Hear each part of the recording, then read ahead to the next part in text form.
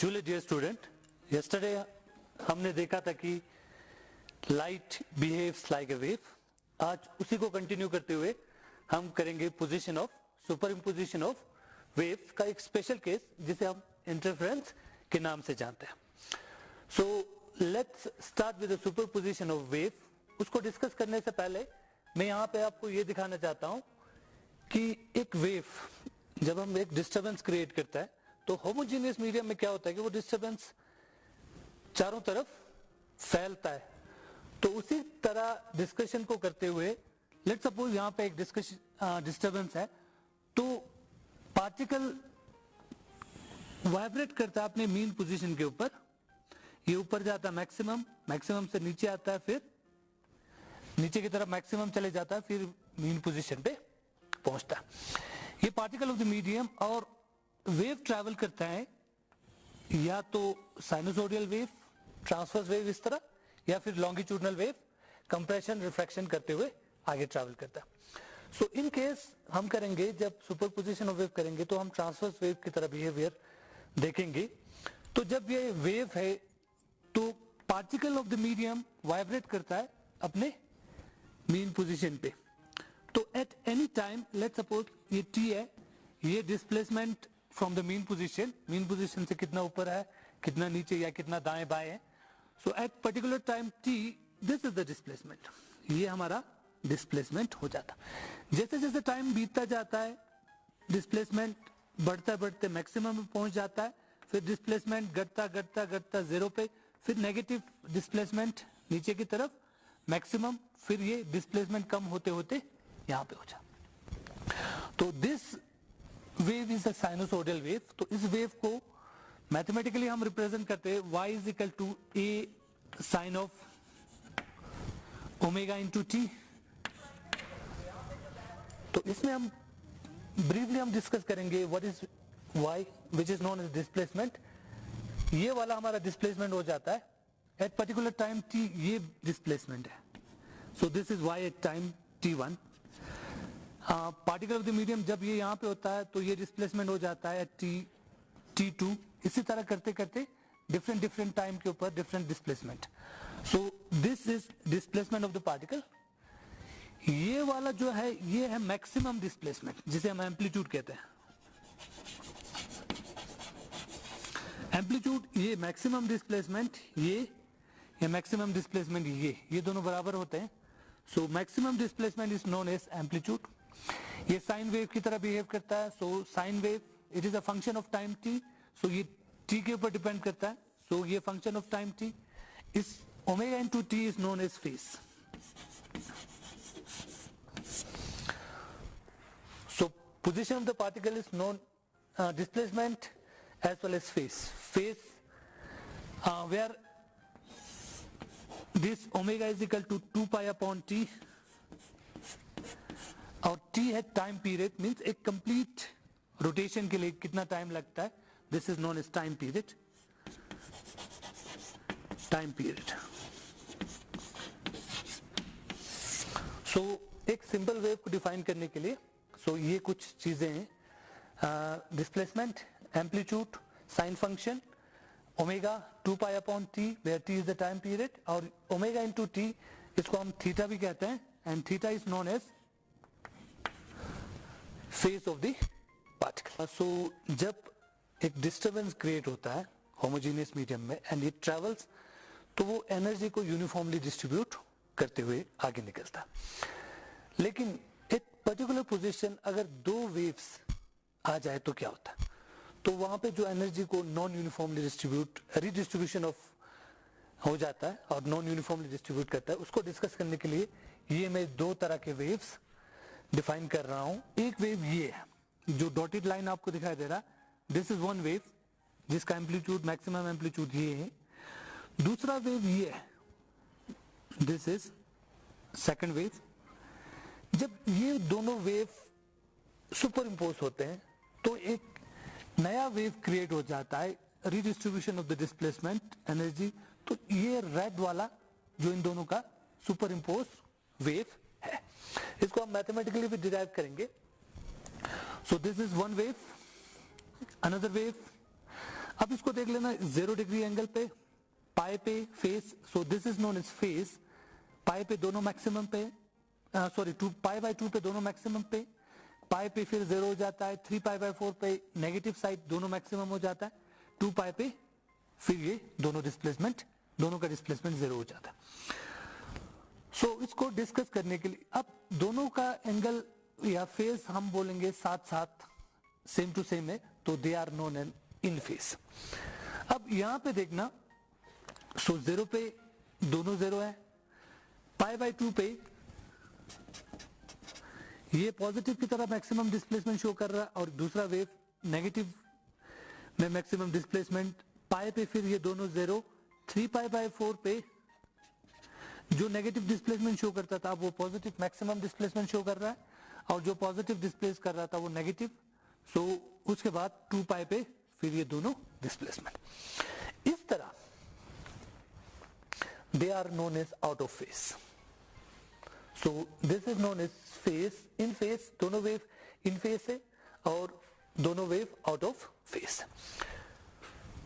सो दोनों वेव जब इन फेस होगा तो उनके जो फेस डिफरेंस है they should be 2 and pi, where n is equal to 0, 1, 2 and 3। और जब दोनों वेव आउट ऑफ फेस होता है तो जो phase difference which is known as phi, ये होता है 2n + 1 pi।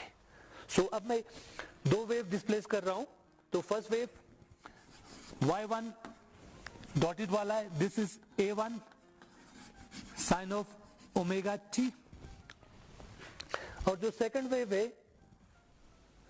ये वाला line, so this is y2, this is a2 sine of omega t plus phi.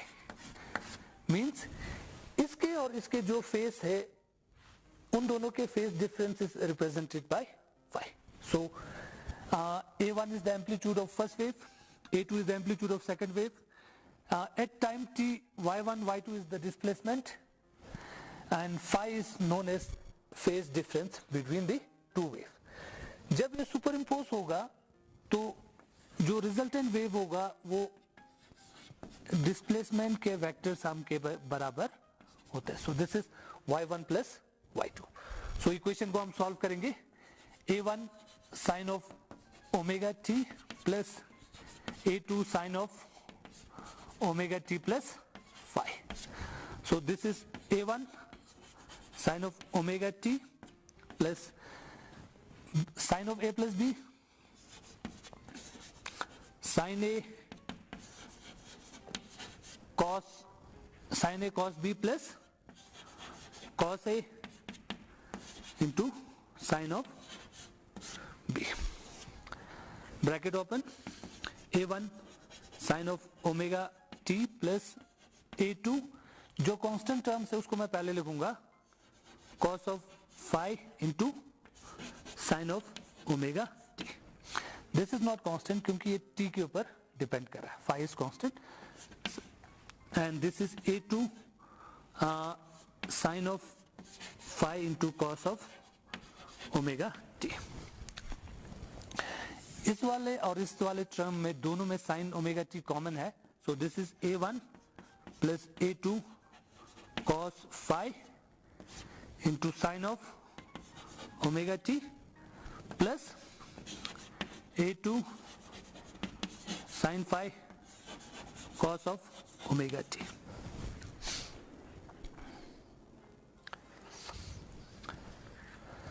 Now इसमें हम पुट करेंगे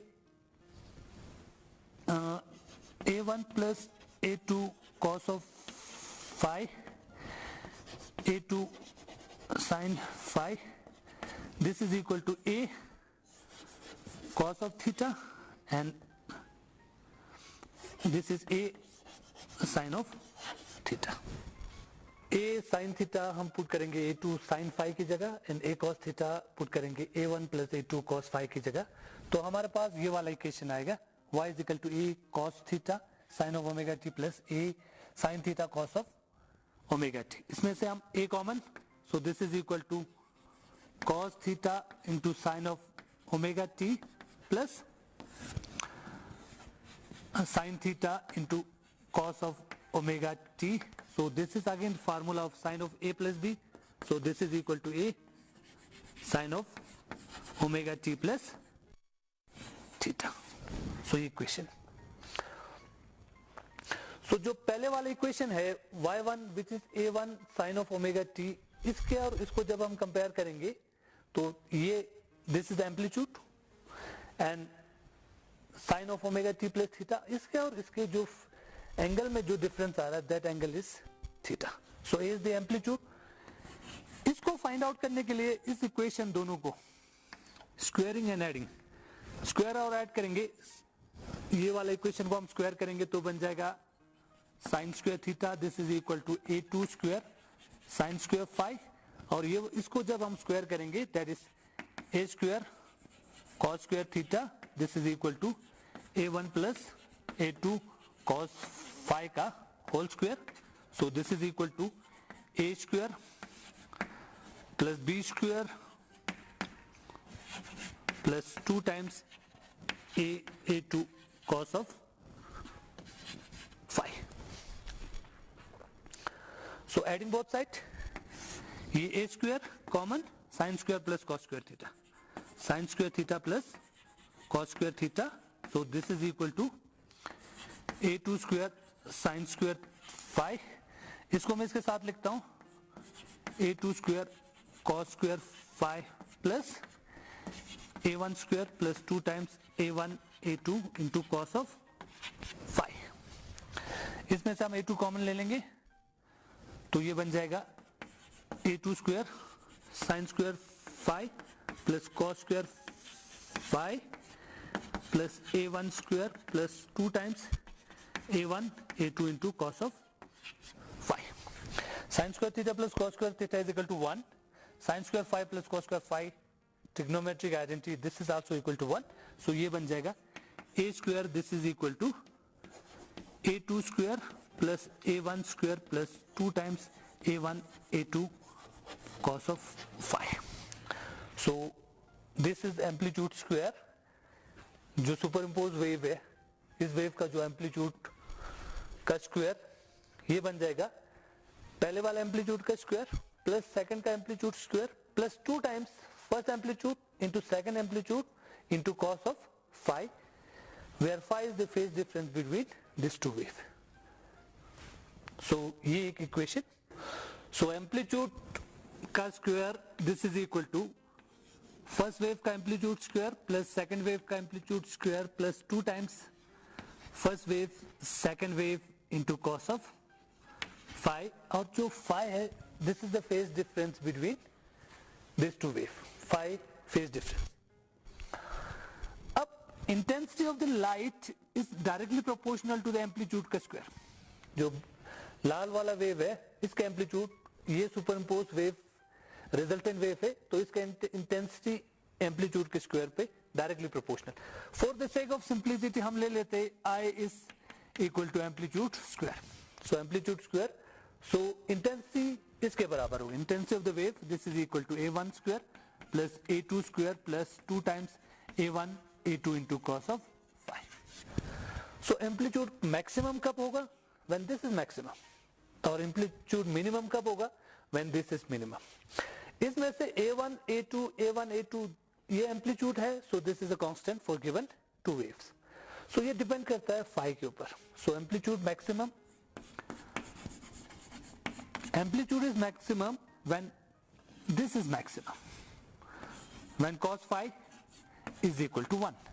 cos phi का cos theta का maximum value 1 होता है. So cos phi is equal to 1. Amplitude is maximum when cos phi is equal to 1. इसका मतलब phi is equal to 2n pi where n is equal to 0, 1, 2 and so on. So 2n 0 पे maximum, 2 1s are 2, 2 pi पे maximum, 2 2s are 4, 4 pi पे maximum. So even 2n pi पे amplitude maximum cos phi maximum है, cos phi maximum है तो उस case में intensity of the light उस सिचुएशन में मैक्सिमम होगा. और intensity is minimum when cos phi is equal to -1 minimum. So amplitude is minimum, intensity is minimum when this is minimum. ये तब minimum होगा when cos phi is equal to -1. Cos phi -1 कब होता है? When phi is equal to 2n plus 1 pi. odd pi पे ये minimum होगा और even pi पे intensity maximum होगा. So अभी हमने देखा intensity is maximum when phi is even pi 2n pi and intensity is minimum when phi is 2n plus 1 pi. odd pi even pi. जब even pi होगा तो wave they are in phase. They are in phase. So first wave और second wave even pi के case में तो both the waves are in phase. तो उस case में सिचुएशन में हमारे पास जो सुपर इम्पोजिशन वेव है that is maximum enhance हो जाता. और जब odd pi है then the waves are out of phase. So they are out of phase. तो जो इसका रिजल्टेंट होगा, रिजल्टेंट ये होगा इन दोनों का डिफरेंस. सो जब इंटेंस मैक्सिमम होगा उस केस में एम्पलीट्यूड जब हम देखेंगे, amplitude this is equal to a1 square a2 square plus 2 times a1 a2 into cos of even pi 2n pi cos even pi का वैल्यू 1 होगा. That is equal to a1 square a2 square plus 2 times a1 a2 cos 2n pi 1 के बराबर होगा. So this is equal to a1 plus a2 square plus 2 times a1 a2 formula बन जाता है a1 plus a2 का whole square. So amplitude square. So this implied amplitude is equal to a1 plus a2. So जब maximum intensity होगा cos pi का value even pi होगा 2n pi होगा तो मैक्सिमम एम्पलीट्यूड जो डिस्प्लेसमेंट होगा that is equal to sum of the amplitude. और जब मिनिमम होगा then a square is equal to a1 square plus a2 square plus 2 times a1 a2 into cos of odd 2n plus 1 pi. इसका value -1 होगा. So this is equal to a1 square plus a2 square plus 2 times a1 a2 into -1. ये बन जाएगा a1 minus a2 difference का whole square. So maximum amplitude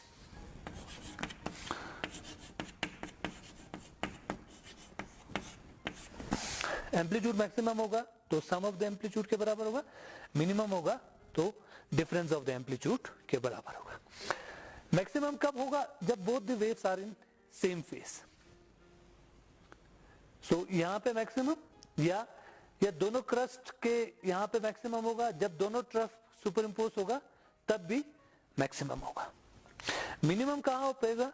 जब एक का crust दूसरे के ट्रफ से सुपर इम्पोज होगा या पहले वाले का क्रस्ट दूसरे के ट्रफ से या पहले वाले का ट्रफ दूसरे के क्रस्ट से इम्पोज होगा तो हम मिनिमम इंटेंसिटी या एम्पलीट्यूड को उन दोनों एम्पलीट्यूड के डिफरेंस के बराबर होगा.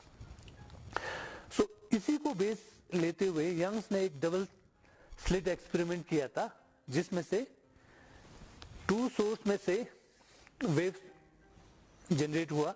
जब ये दोनों वेव सुपर इम्पोज होगा तो जहां पे 2 क्रस्ट मिलेंगे तब भी मैक्सिमम होगा या 2 ट्रफ भी जहां मिलते हैं वहां पे भी मैक्सिमम होगा. और मिनिमम कब होगा? जब क्रस्ट और ट्रफ या क्रस्ट और ट्रफ दूसरे के ट्रफ और क्रस्ट से मिले सुपर इम्पोज होगा तब भी मिनिमम होगा.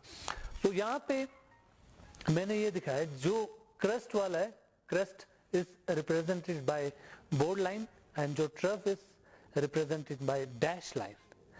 तो आप देख सकते हो यहां वेव जनरेट कर रहा है. ये क्रस्ट है, ये इसका ट्रफ है, ये क्रस्ट है, ट्रफ है. सोर्स 1 रेड कलर से मैंने रिप्रेजेंट किया हुआ है एंड सोर्स 2 का जो वेव होगा उसको मैंने ब्लू से रिप्रेजेंट किया है.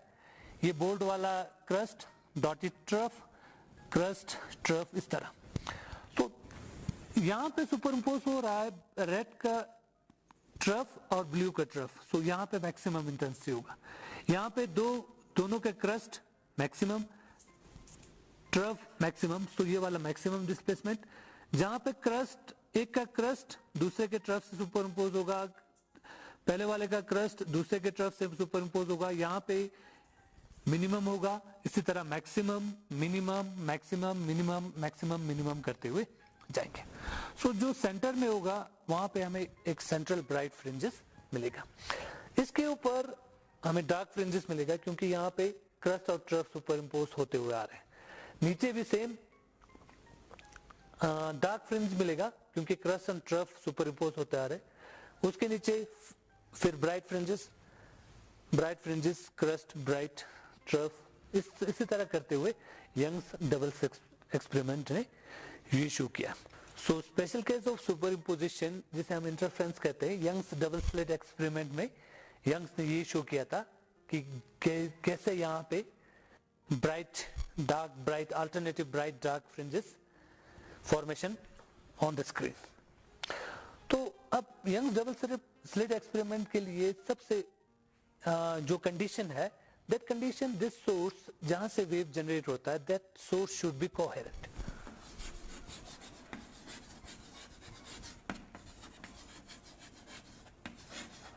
कोहेरेंट सोर्स होना बहुत जरूरी है क्योंकि कोहेरेंट सोर्स नहीं होगा तो यहां पे इंटरफ्रेंस पैटर्न नहीं बनता। अगर हम बैक टू हिस्ट्री में चले जाएंगे, यंग्स डबल स्लिट एक्सपेरिमेंट या हाइगन्स केस से पहले ये ज्यूम किया जाता था कि पार्टिकल नेचर, लाइट का पार्टिकल नेचर है, तो न्यूटन ने जो थ्योरी दिया था, Newton theory of particle nature of the light, corpuscular theory, उसमें हमने ये देखा था कि लाइट को एक इलास्टिक पार्टिकल, टाइनी पार्टिकल जिसे हम कॉर्पस्कुलर बोलते हैं, वो है। अगर वो होता तो जो स्क्रीन पे ये इंटरफ्रेंस पैटर्न नहीं बनता, वहां पे जो स्लिट का एक शार्प इमेज बनता है, ये दूसरे स्लिट का भी एक शार्प इमेज बनता है। लेकिन ऐसा नहीं देखा गया। जो यहां पे पैटर्न था, ये पैटर्न बना हुआ due to superimposition of the wave. So उस यंग डबल स्लिट एक्सपेरिमेंट के लिए फर्स्ट कंडीशन है कि the source should be coherent source S1 and S should be coherent source. तो कौन से सोर्स को हम कोहेरेंट सोर्स कहेंगे? Source is said to be coherent if they emit waves of equal frequency या wavelength। अगर सोर्स वेव एमिट करता है, टू सोर्स वेव एमिट करता है, दोनों की फ्रीक्वेंसी बराबर है या वेवलेंथ बराबर है, so this is the first condition. और सेकंड कंडीशन ये है कि जो दोनों वेव के जो फेज कांस्टेंट फेज डिफरेंस, दोनों वेव के बीच में जो फेज डिफरेंस होगा that should be constant phase difference.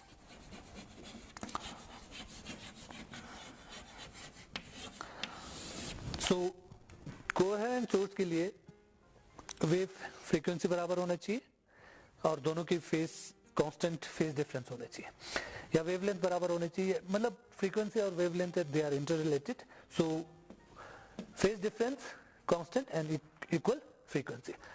लेकिन इंडिपेंडेंट कोहेरेंट सोर्स ऑब्टेन करना बहुत ही मुश्किल है, इसलिए यंग्स ने क्या किया, एक यहाँ पे उसने एक सोर्स लिया, इस सोर्स से जो लाइट वेव जनरेट हुआ उसको इन प्लेस इन बिटवीन उसने एक दो slit at very close distance रखा, सो दैट यहां से जब वेव जनरेट होगा तो the waves are of coherent source, जिसका एम्पलीट्यूड भी फ्रीक्वेंसी भी बराबर होगा और वेवलेंथ भी बराबर होगा और उन दोनों के बीच का जो कांस्टेंट फेज डिफरेंस भी कांस्टेंट होगा। सो इंटरफेरेंस के लिए जो कंडीशन है coherent source, so source should be coherent, equal frequency and constant phase difference, तभी हम यहाँ पे इंटरफेरेंस पैटर्न बनेगा, otherwise pattern will not be obtained. So आज के लिए इतना ही। कल हम इसको मैथमेटिकल डेरिवेशन और कहाँ पे ब्राइट फ्रिंजेस डार्क फ्रिंजेस बनेंगे और फ्रिंज विड्थ वगैरह हम कल करेंगे। So thank you, enjoy.